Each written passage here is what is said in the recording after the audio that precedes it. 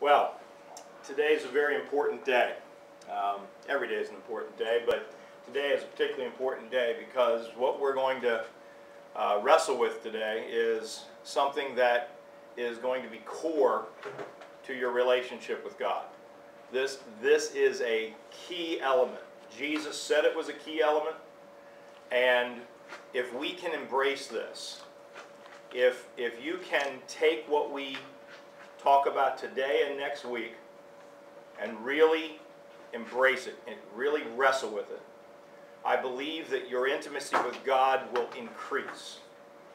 That it will be like John the Baptist said when he said, "I must decrease and he must increase." This act, this process that I'm going to take you through will cause you to decrease and subsequently cause him to increase in your life. And that it takes time, it takes a lot of work, but if we engage it, the fruit will be obvious and it will be extreme. I mean, you will experience peace at a level that you may not have ever experienced. I have. I know that Brendan has. I know that a couple other brothers who have been engaging this with me have as well. That there is a dramatic increase in the peace that we have. And so I hope that that will be the same for you. Week 1, we talked about our purpose. Why are we here? We are here to give God glory. We are here to know Him. Notice that those two things have nothing to do with this life. They have only to do with Him. So our purpose is centered around Him. He made us for what? For Himself. He made us for Himself. And it is for His glory that we live and breathe and have our being. It is for Him. Last week we were talking about the journey. It's a trust exercise. The love language that God has between us and Him is trust and faith. When we believe Him, when we trust Him, He is loved. That is how He receives love from us, when we trust Him. And so that's the foundation for where we're going today. But the conclusion of last week was talking about the fact that Jesus told us that in order to save our life, we must lose it. What does that look like? Well, that is what today's lesson is centered around. How do I lose my life? What does that look like? How can I continue to work and be productive, have a plan, serve my family, serve at work, accomplish things? How can I do that in the midst of losing it? And that's what we're going to discuss today. The first place we need to look is, what is our flesh actually capable of? In and of ourselves, what are we capable of? Jesus told us, He said, without me you can do what? Nothing. Without me you can do nothing. Okay, well that starts to set the tone. He says, the scriptures say the heart is desperately wicked. Who can know it? It says our righteousness is filthy rags. Jesus said the flesh counts for nothing. And noticed His whole focus in this life, when He was here, was on the Father. Everything was about the Father. Everything was about what the Father was doing and what the Father wanted, what the Father was saying. That was always His perspective. When He was 12 years old and found in the temple, His answer was, don't you know that I must be about my Father's business? Everything was about the Father. Okay? The flesh is hostile to God and will not submit to God. We've already been told it is the enemy of God, and has no intention whatsoever of ever submitting to God or cooperating with what God wants to do. Since you took your first breath, your flesh has been demanding that you serve it. From the very first moment you breathed, you started crying, saying, "Somebody feed me!" And we've been doing that every day since. In one way or another, we have been serving self. Now, we do it out of preservation. We do it out of necessity. But we've been practicing it every single day of our lives so far. Every day. So when Jesus says, deny yourself, that's a pretty tall order. Because myself is all I got. Myself is who I serve and who I protect and feed and care for. So this is what we're dealing with here. We have this flesh that is the enemy of God, is its own God, and has no intent whatsoever to cooperate with anything that God's doing. This is an interesting concept too, and that's the concept of deception. If you're deceived, you cannot know it. Because that's the nature of deception. As soon as I know that I'm being deceived, I am no longer deceived. And until then, I am deceived. I mean, there is only one or the other. You are either deceived, or you have been, it's whatever you're being deceived by has been revealed to you, and you're aware of it now, and you're no longer deceived by it. It says that the heart is deceitful above all things, desperately wicked. Who can know it? Since we can't know that we're being deceived, this is a critical piece that I'm bringing to you in this series. Having a partner who has an objective view of your life can identify those areas that have become a blind spot for you. In other words, you can't know how you're being deceived. Now, God can reveal it to you, but the way that He will reveal it to you most often is going to be the people in your life that know you well and can tell that you are serving self versus serving God. Only the people that know you really well will be able to do that, because you've got a good face for everybody else. We've all got that face that says, "Oh no, I'm a good guy. I'm a good guy. At work, I'm a good guy. In church, I'm a good guy." But the people that really know me know that I'm not really all that good of a guy. So that helps to wrestle with this whole notion that the flesh is trying to deceive you. The flesh wants its own way, and it's going to cooperate with whatever you want to do as long as you don't want to go real deep with God. Hey, we can facilitate a little of that religion. Sure, no problem. But we don't know when we look at the Pharisees. Look at the Pharisees. They were deceived. Jesus came down and said, "You've missed the whole point." How could they do that? How could they be so engrossed in the Scriptures, have all of this wonderful history and tradition? How could they be in the temple and be attending to the things of God 24 hours a day and miss it that badly? Evidently it's possible. So we got to make sure we're taking a good look at ourselves and make sure that we are not doing that same type of thing. But again, sometimes it's hard doing it on our own. So having a partner, we're going to keep emphasizing this, have been already. Now here's the real crux of what we're going to do today. You live your life by a certain set of terms. You have certain terms that you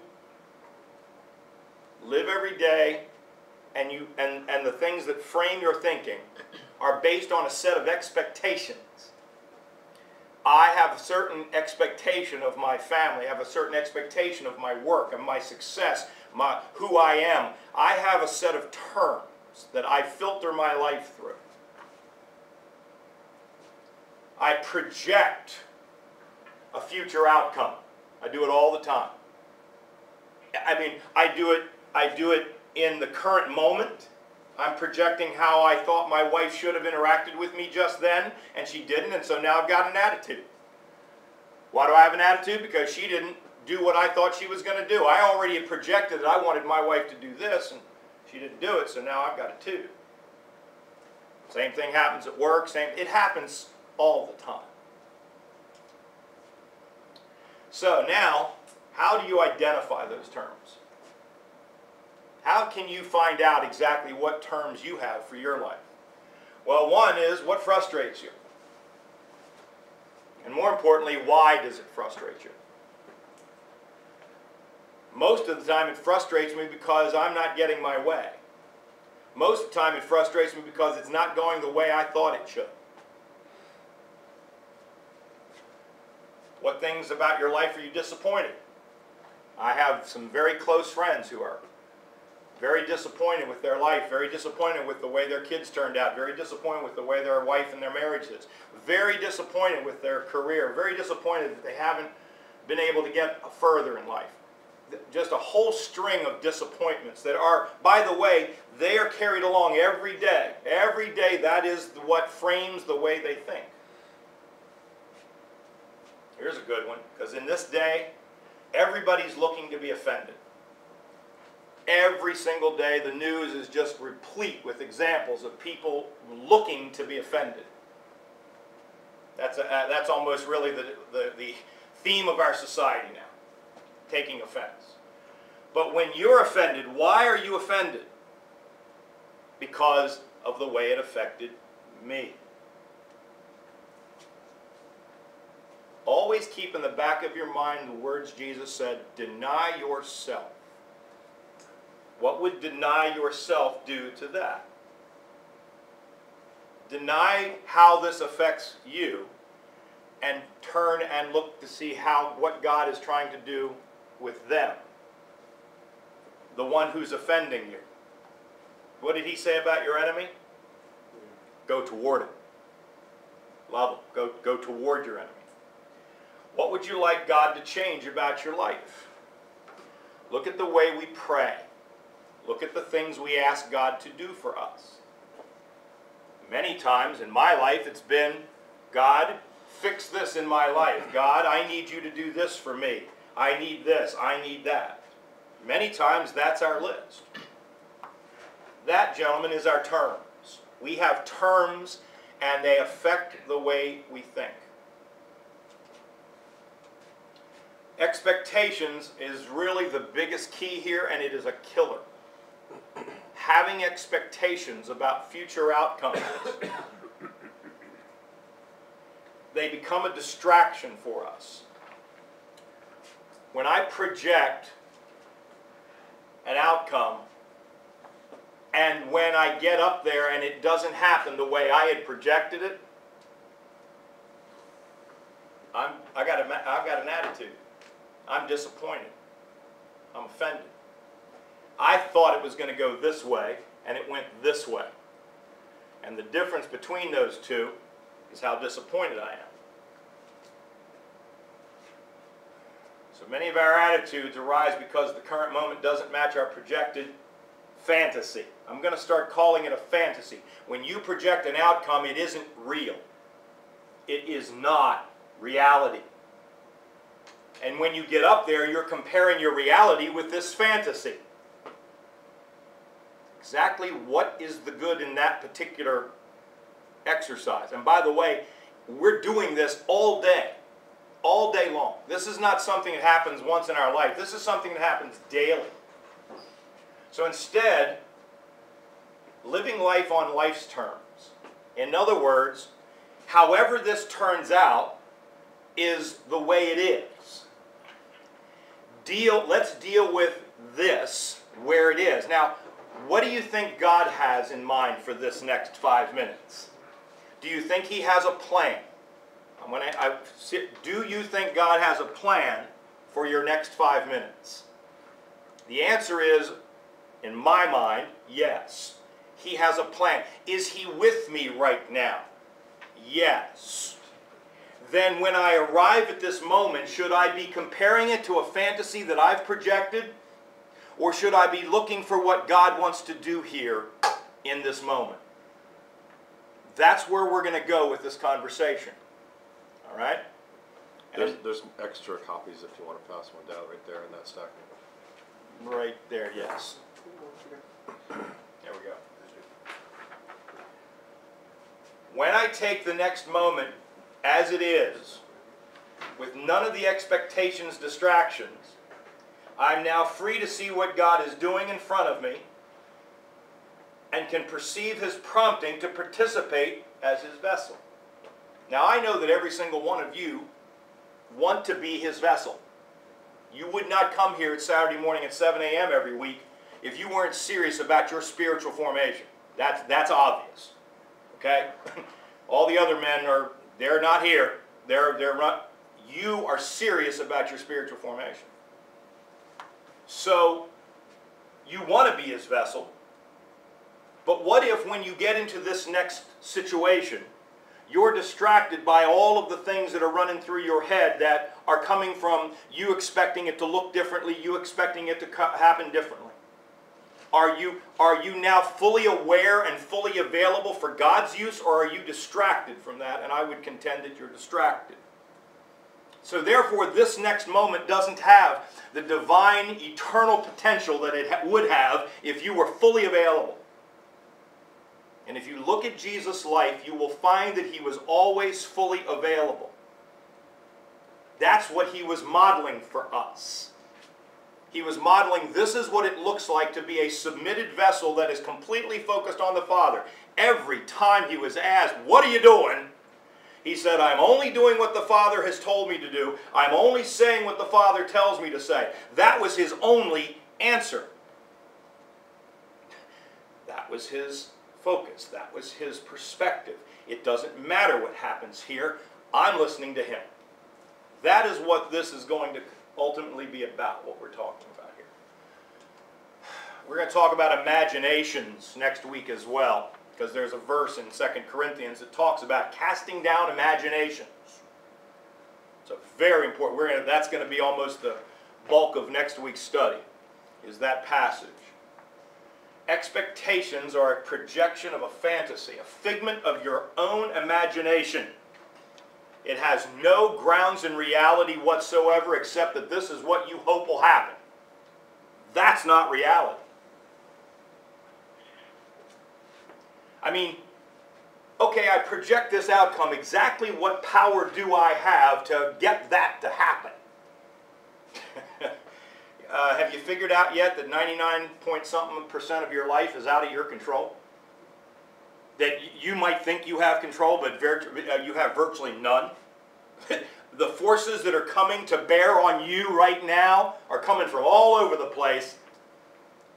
And you may project that outcome was going to work this way, but by the time you get there, there's a whole lot of other things that have come to bear on that, and you don't have any control over those. So you projecting that outcome doesn't really do a whole lot for you, except give you an attitude when you get up there, I didn't want it to happen that way.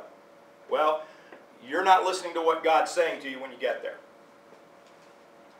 The difference between, now this is really important.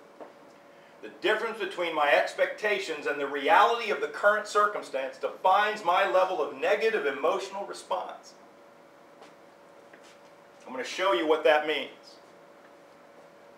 Here's this side of the chart is the projections, and this side is my reality. So here in the middle, I have no projection whatsoever. Here I am.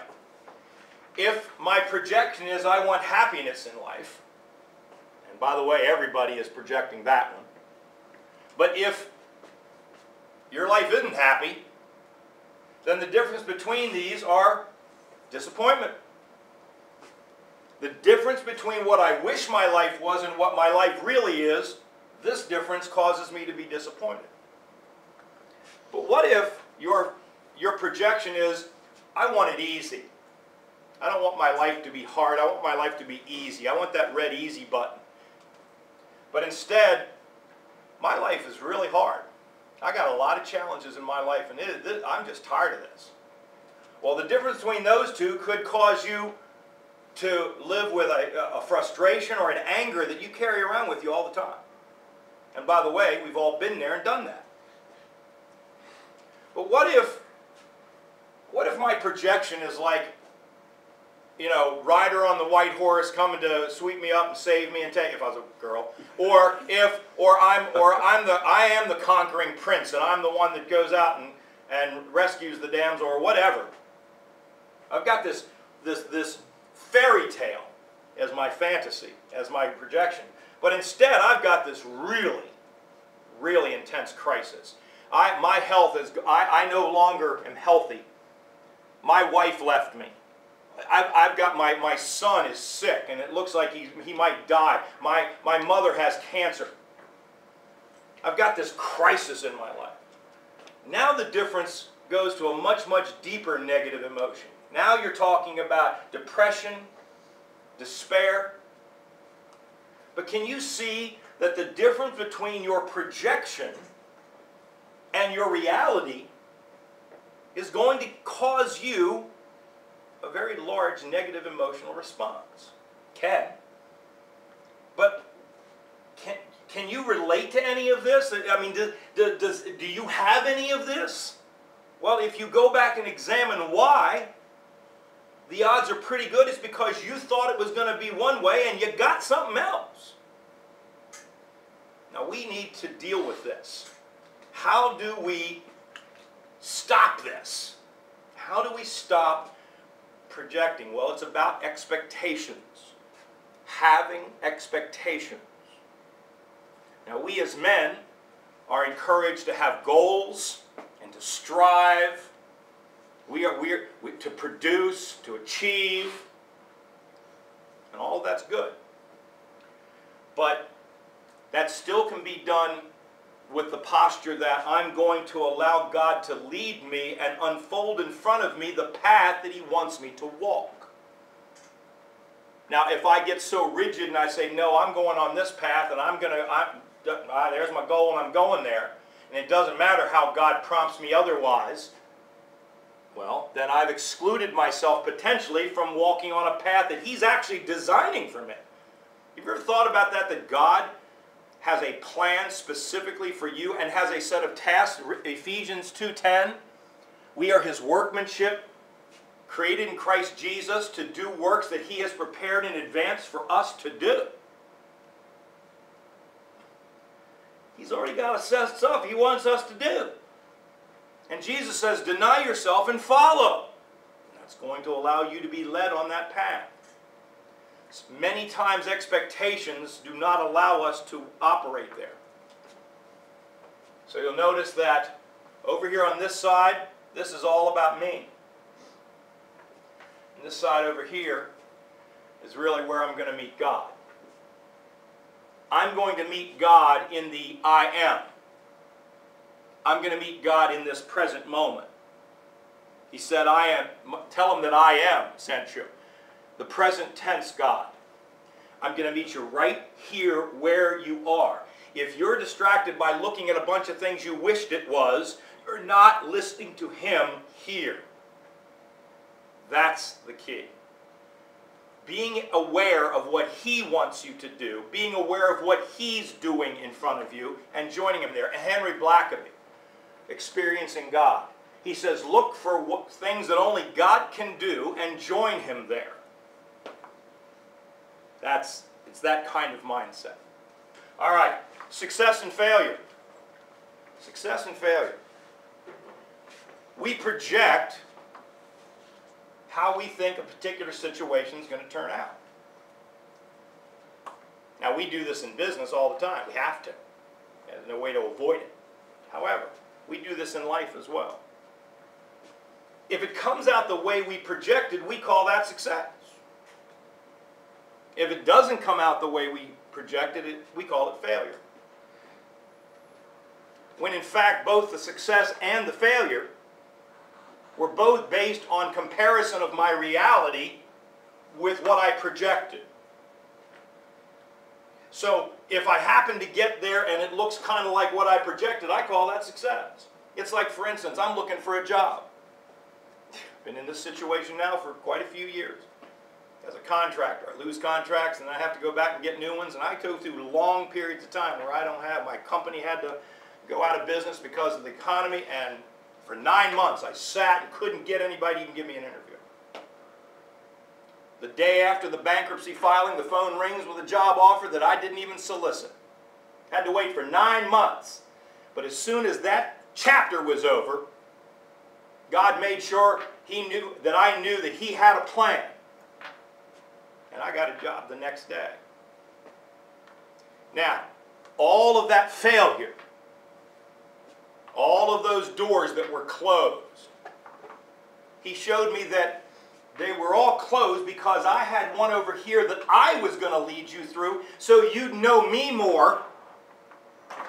And those had to be closed so that you didn't go through them. In other words, the failure, the doors closed, actually ended up being guidance. So you see, and that's what anybody who's ever invented anything, they'll tell you that the 1,000 failures is what got me to the success. They end up being instructional, they end up being... So in other words, they're not necessarily a reflection on you, a reflection on you're a loser, you're a failure. They are just more data points along the way that help us, to guide us to where God wants to take us. Many times, it can be.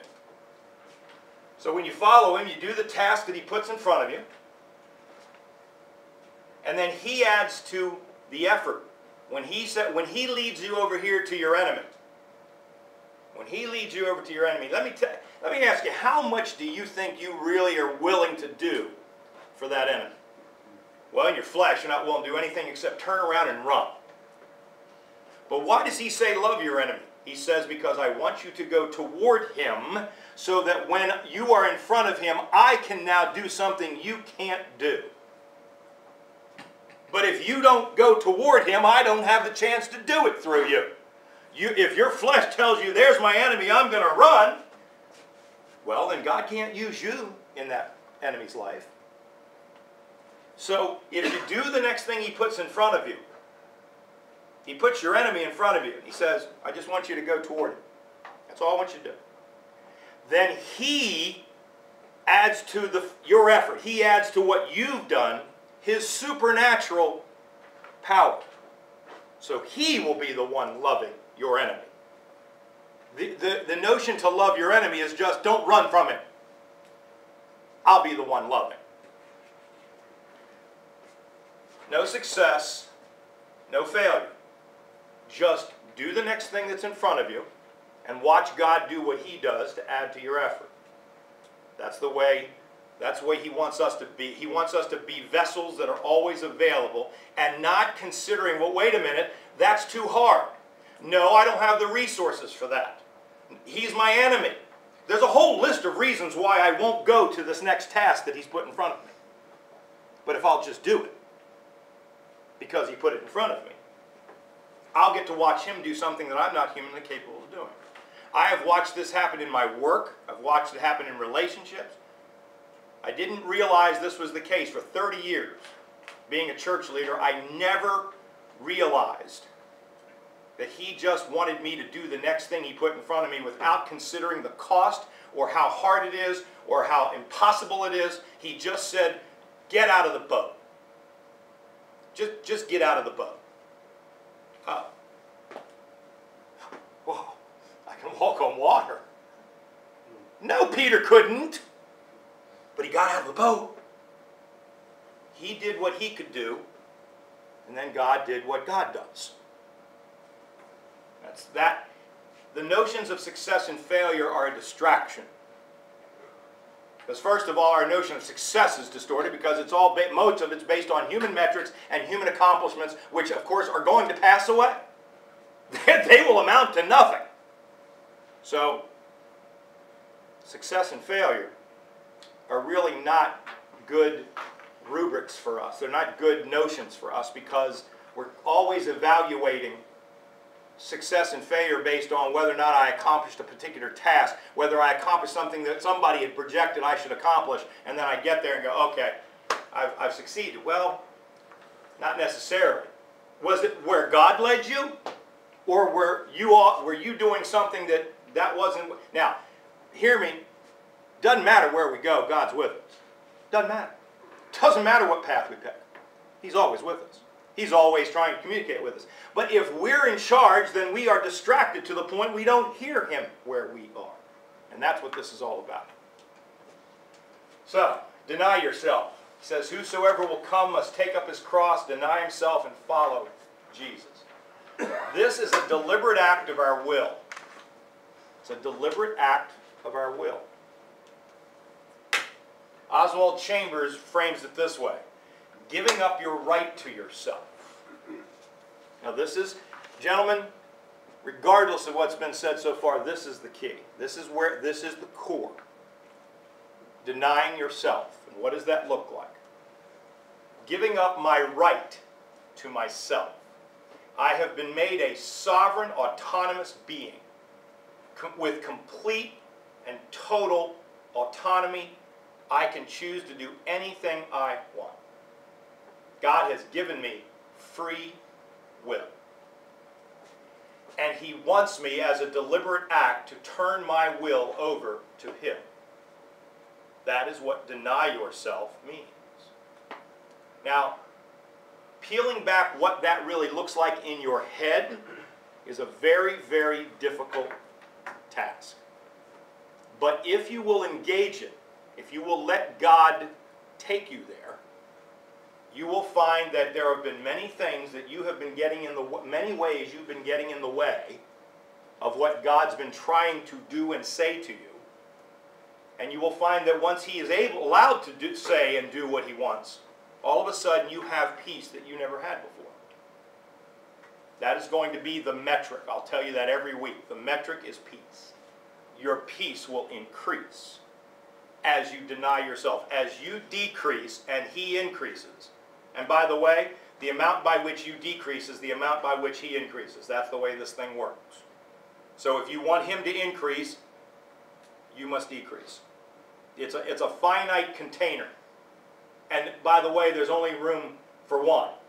He said you can't serve two masters, and so it's going to be one or the other. So as you decrease, that's you being the master, as you decrease, he increases. He says you must lose your life to save it. This is what we're talking about when it talks about losing your life. What about this life are you holding on to? He told the rich man, who, by the way, was really committed to spiritual formation, okay?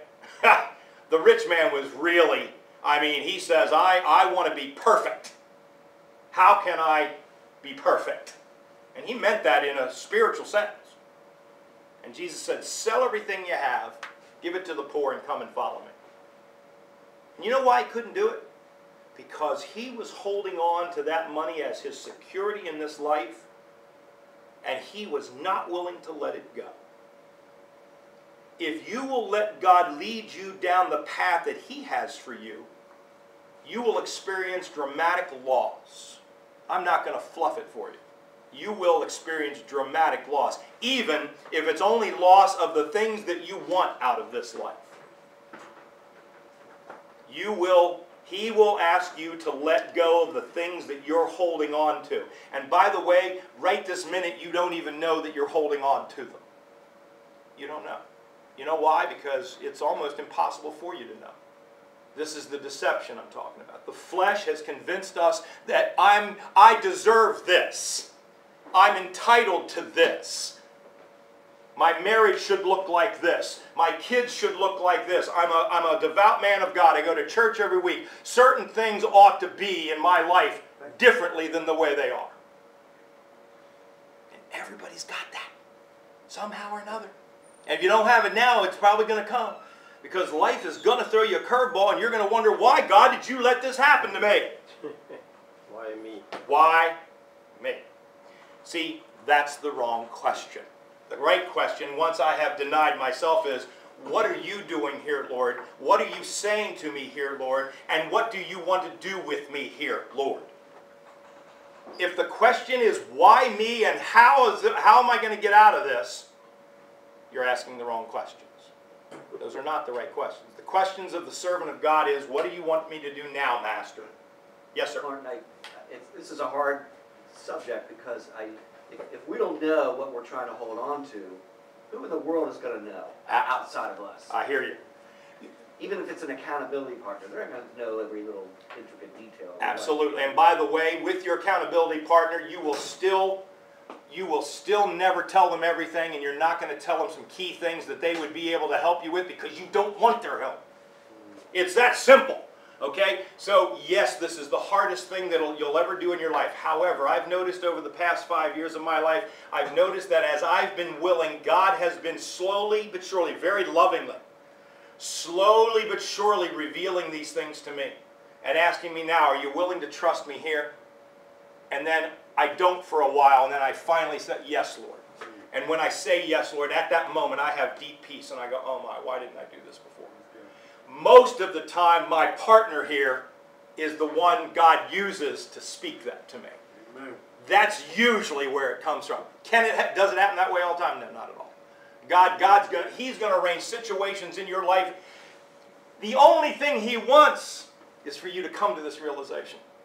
This is at the core of He wants this deep relationship with you, and these things are getting in the way. Do you think He wants you to leave them to stay there? No. So if you honestly seek Him, seek first the kingdom of God, and all of these things will be done as well. Amen. If that's our only focus, and so all I'm telling you here is that we need to start looking at the fact, realizing that we're constantly looking at self. We're constantly looking at how does this affect me. Every attitude, every disappointment, every frustration comes with why doesn't God change this about my life? Look at the prayers you've prayed and He hasn't answered. You've asked Him to change this and it's still the same. Doesn't He love me? Doesn't He hear me? No, it's because you're holding on to this and it's blocking you from having more of Him. And He's not taking it away because He wants you to let go of it. So, yes, you hit the nail on the head. This is the hardest thing you'll ever do in your life. However, if you are willing to engage it, God will lead you down this path that will give you peace that you have never experienced in your life. I've lost everything in the last 5 years. All of my material in this life is gone. I got a check yesterday in the mail. I got paid yesterday. Oh, man, praise God. Because I was at zero again. Couldn't pay October's rent. A check came. It's like, wow. And it's just His manna. It's His provision. I mean, literally, I have nothing in this life. I have no future. I have no retirement. I don't have a dime. I have no health coverage. I have nothing. I'm walking around here with whatever cash is in my pocket, and that is it. And He says, am I enough? Will you trust me? And for the last 5 years, I've said, yes, Lord, and I have had peace like I've never had in my life. And it just, I can't explain it. I mean, I'm trying to explain it, but it's hard to explain. But I've noticed this is all about the things that He's shown me, that if we will engage them, He will take us on this journey, and it'll be a wonderful journey. But it won't look like what you think. It will not be what you think. Nothing that you're thinking right now, it won't. Because I'm so limited. He's so great. So what little feeble thinking I might have is probably not it. And in fact, that's probably what's getting in the way. And so next week our topic will be the battlefield of the mind. Any idea why that's next week's topic? Because this is where the battle's going to be fought. Okay? Now here it is, gentlemen. Hello, anybody home in here? Oh, isn't that nice, Mike? Oh, I must have lost context here. Where am I? Here I am. Oh, there it is. Okay, come back. He must increase and I must decrease. Now, gentlemen, here it is. Now, this is real important, and this goes to your question just then. Most of my focus is on me. I have found that to be the case. Most of my life focus is on me. It was from the very moment I was born until, well, now. But if in my next thought, I choose to turn away from that notion of how this affects me, and I want to turn toward God, all I have to do is start the turn. All I have to do is incline my heart toward God. Now we think, I've been in this problem for so many years. I've been addicted to pornography my entire life.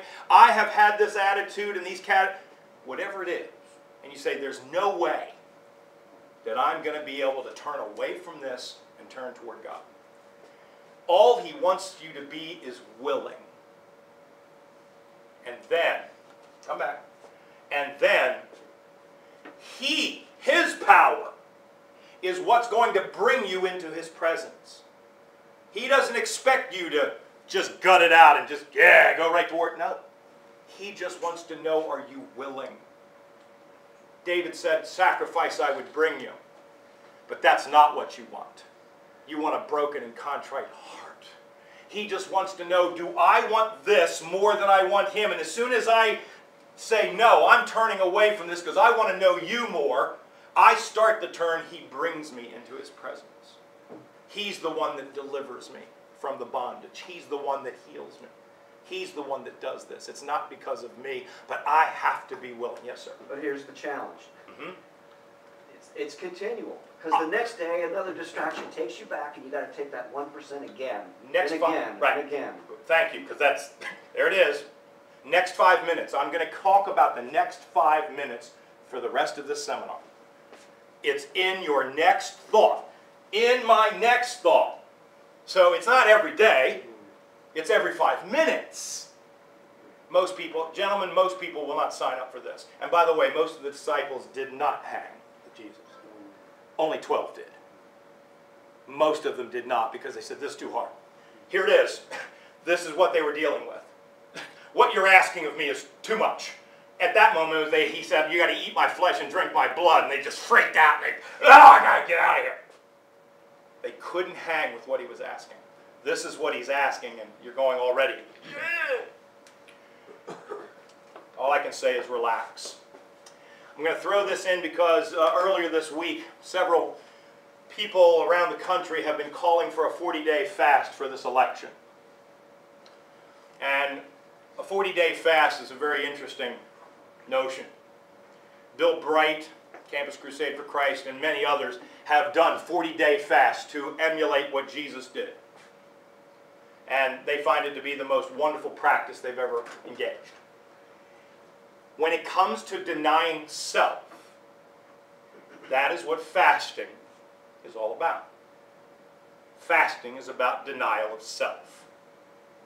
And so, there's a, go read Isaiah 58 sometime. Isaiah 58, God just absolutely lays the Israelites out for their fasting. He says, your fasting is just nothing but a little religious show. What a bunch of bunk. He says, here's the fasting I want. Go out and free the oppressed. Go out and feed the hungry.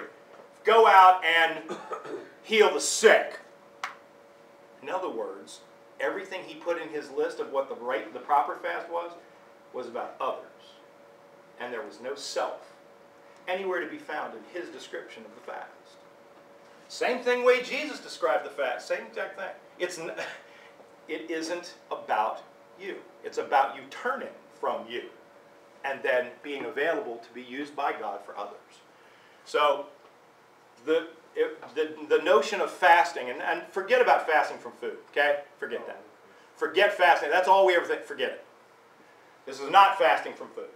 You can do that, and believe me, that is a wonderful exercise. Even if all you do is fast from dinner one night, don't eat anything the entire day the next day, and then the next morning, that second morning, when you wake up, you have some quiet time then. Let me tell you, it's wonderful. It's very special. I don't know why. It just is. I've never done fasts longer. Back in 2008, I did like a 6-month fast. It wasn't from food. But that is what started me on this journey. He invited me to come and fast. He said, I want you to fast from these things. These things in your life that are a higher priority than me. When you go to engage them, I want you just this moment, right? Just this one, just don't do it then. Do it, turn away from it for the purpose of being with me. That's all. Just don't turn the television on when you go to turn television. No, don't do it just this one time. And then turn and come to be with me. And I did that for 6 months, and it changed my life. And by the way, the fasting was for money for my company. I didn't fast for that at all, because I didn't think that's what he was calling. He was just calling me to fast. It was just that happened to be the topic. Sometimes we'll fast for somebody's healing. We'll fast for some project we're doing in the church. That's fine. Whatever the reason that got you there is okay. The fast is what's important. Denying self. Denying self so that you can be with Him. Denying self so that you can hear from Him. That's what fasting is all about.